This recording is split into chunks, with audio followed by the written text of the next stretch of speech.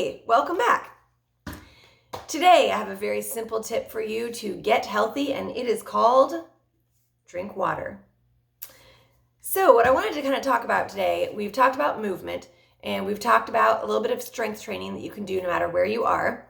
And I thought, since we're increasing our movement and we're trying to build up a little bit of strength, one thing we might not be doing, especially in winter, is drinking enough water, keeping ourselves hydrated, and trying to prevent all the terrible things that can go wrong when you don't stay hydrated. So I just wanted to share a couple of tips on how to get that water in, just a little bit about why water is important for you and how it helps with overall health. So first of all, I pulled up some interesting information from the Mayo Clinic. I always go to Mayo Clinic when I want some health information because I feel like they're fairly well trusted and not just one of those random Google searches. They are quoting the U.S. National Academies of Sciences, Engineering, and Medicine when they talk about water. So you've probably all heard drink 8 glasses of water a day. And that's a fairly simple, easy, kind of round number to think about, and you should be able to fit that in or at least make it a nice little goal.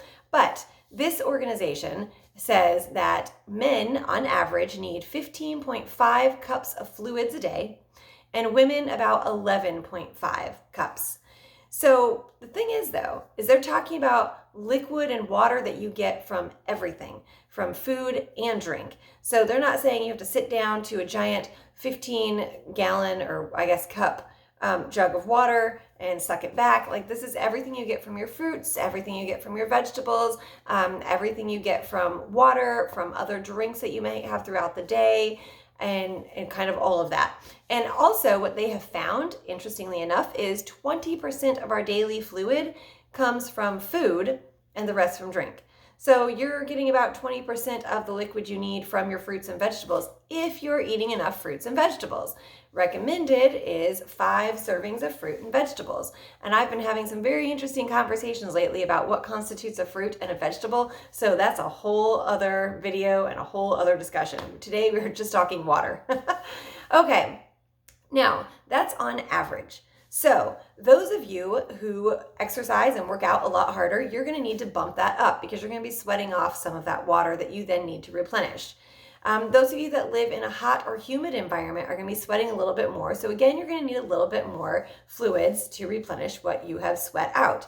And overall health, if you are sick, if you have a fever, if you have vomiting, if you have any kind of illness at all, you're generally losing more fluids and you definitely need to replenish all of those fluids as well. So the guideline is basically for your average person who is not in a super hot environment and is not working out super hard.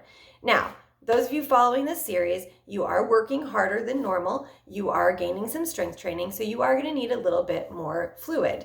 But that can once again come in the form of fruits, vegetables, or other drinks that you're drinking. One thing to watch out for, though, is if you do not do water all day long and you do coffee and tea, that is a diuretic. So you are going to be peeing a lot more and therefore going to be needing to drink even more.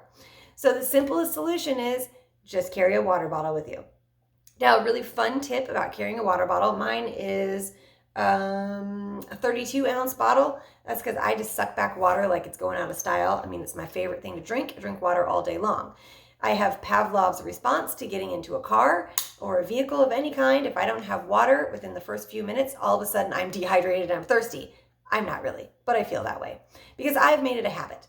So this is one of those habits that you can add, as well as getting up and moving more, as well as doing that upper body strength training we did last week. Just always have water with you and take a sip of water, throughout the day. You're talking to somebody on the phone for a long time, wet your mouth, take a sip of water. You just got up and did your daily walks. When you're done, take a sip of water.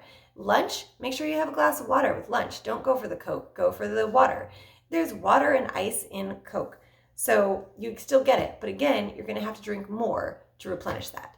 All right, just some very simple tips on how to stay healthy. Oh, a couple other things why we need water.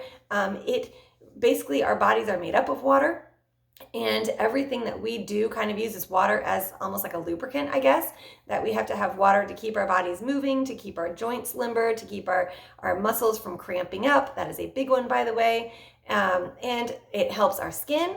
If we are not dehydrated, then our skin stays fresh and younger looking.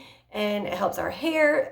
Same thing again. You go swimming in a pool, the chlorine dries it out. So a good idea to rinse it first with fresh water. Same thing for your entire body. Fill your body with fresh water and everything will move smoother, will look smoother, tighter, younger, and just healthier in general. All right, I talked a little longer than I wanted to on water. Hopefully you didn't get bored, and hopefully I have convinced you to grab your giant jug of water or small cup of water or whatever and just enjoy. Stay hydrated. I'll see y'all next week with another tip of how to get healthy. Bye.